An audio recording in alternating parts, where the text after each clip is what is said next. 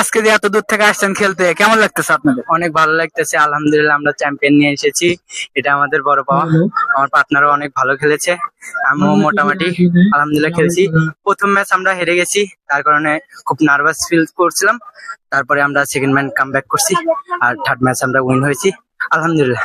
আমরা অনেক কোথায় থেকে আসছেন আপনারা? আমরা হচ্ছে সিরাজগঞ্জ জেলা রায়গঞ্জ থানা ধানগড়া উপজেলা, মানে রায়গঞ্জ উপজেলা থেকে ধানগড়া থেকে আইছি। আচ্ছা ভাই, দুজন কি একই জায়গায় খেলেন? আমরা মোস্ট অফ দ্য টাইম একই জায়গায় খেলি, আবার একই সাথে খেলিও না। আপনারা কি দুজন বন্ধু?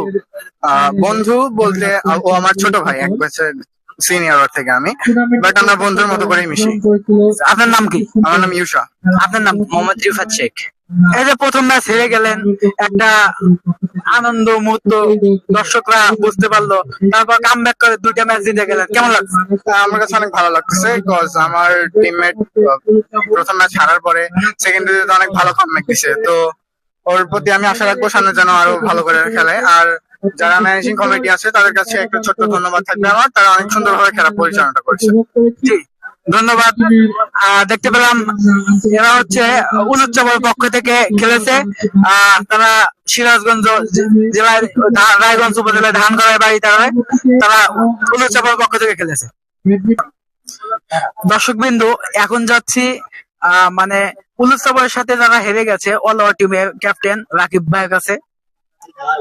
আচ্ছা, আপনি যে এখানে খেলে হেরে গেলেন, প্রথম ম্যাচ উইন হয়েছিলেন, তারপর দুইটা ম্যাচ একটানা হেরে গেলেন, কেমন লাগছে?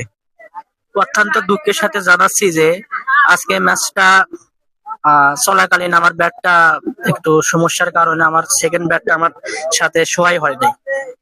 তারপর ধরেন যে আমার খেলাটা, আবার পার্টনার খেলাটা একটু নিম হয়েছে, যার কারণে আমরা পরের দুইটা ম্যাচ হারছি। এর জন্য আমরা খুবই দুঃখিত। সামনে চেষ্টা করবো আরো ভালোভাবে খেলার জন্য, এবং আজকের আয়োজনটা খুবই সুন্দর হয়েছে। আশা করি জাবারিপাড়া এর চেয়ে ভালো ভালো ম্যাচ বা ভালো অনুষ্ঠান উপহার দিবে, এ বলে আমি আমার কথা সংক্ষিপ্ত কথা শেষ করছি। আসসালামু আলাইকুম। ধন্যবাদ। আসলে তাকে আর বিরক্ত করতে চাচ্ছি না, ম্যাচ হেরে যায় তার মন খারাপ, বুঝতে পারছি সবাই।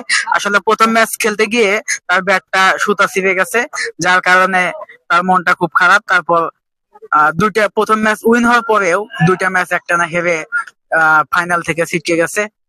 তাকে আর বিরক্ত করতে চাচ্ছি না।